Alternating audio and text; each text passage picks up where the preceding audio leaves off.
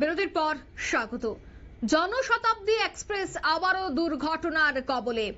জানা যায় ভেঙে গেল ইঞ্জিনের একটি চাকা, ক্ষতিগ্রস্ত হয়েছে রেল লাইন। চালকের তৎপরতায় প্রাণে বাঁচলেন কয়েকশো ট্রেন যাত্রী।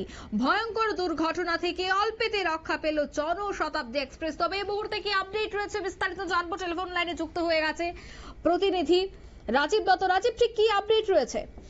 দেখো, প্রথমেই বলি যে নয়াদিল্লি থেকে দেরাদুন যাচ্ছিল জনশতাব্দী এক্সপ্রেস। আজকে গতকাল রাত্রি যাত্রা শুরু করেছে। আজকে সকালের দিকে তাবড়ি স্টেশনের কাছে, সেখানে এটি জংশন স্টেশন, ঠিক সেই স্টেশনে ঢোকার আগেই ইঞ্জিনের যিনি চালক ছিলেন সেই সময় তিনি লক্ষ্য করেন যে তিনি যে শব্দ হচ্ছে, যখনই গাড়ির স্পিড বাড়াতে যাচ্ছেন সেই সময় বেশ কিছু শব্দ হচ্ছে, ইঞ্জিনের শব্দ হচ্ছে।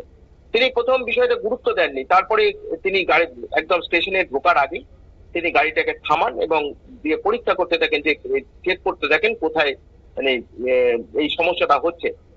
তারপরে হঠাৎ করে চক্ষু চড়ক গাছ হয়ে যায় দেখে যে একটি চাকা, ইঞ্জিনের একটি চাকা, সেটা ভেঙে গিয়েছে, গলে ভেঙে গিয়েছে। মানে যেটা মনে করা হচ্ছে যে প্রচন্ড তাপে গলে গিয়েছে এবং তারপরে ভেঙে গিয়েছে। সেটাই কিন্তু ঘষছিল এতক্ষণ ধরে, যার ফলে মানে তিনি সঙ্গে সঙ্গে রেলের সমস্ত উচ্চপদস্থ অফিসার রেলের কন্ট্রোল রুমে ফোন করে জানান এবং সঙ্গে সঙ্গে রেলের অফিসাররা তারা ইঞ্জিনিয়াররা এসছেন। তারা এই মুহূর্তে কিন্তু তাবড়ি স্টেশনের ওখানে কিন্তু এই ট্রেনটি দাঁড়িয়ে আছে।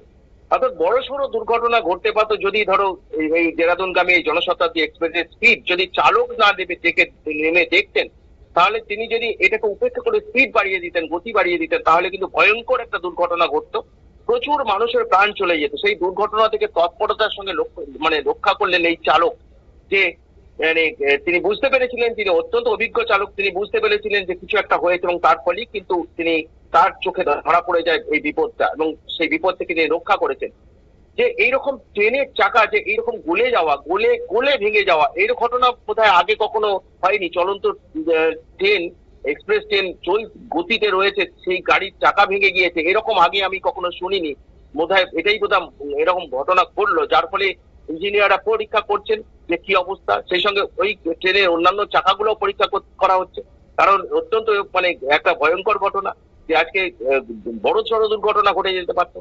এই কামাখ্যা এক্সপ্রেস, এই জনশতাব্দী এক্সপ্রেসে দুর্ঘটনা ঘটেছিল জানে যে 2021 সালের 13ই মার্চ ঠিক ফোর্থ কম্পার্টমেন্টে আগুন লেগেছিল।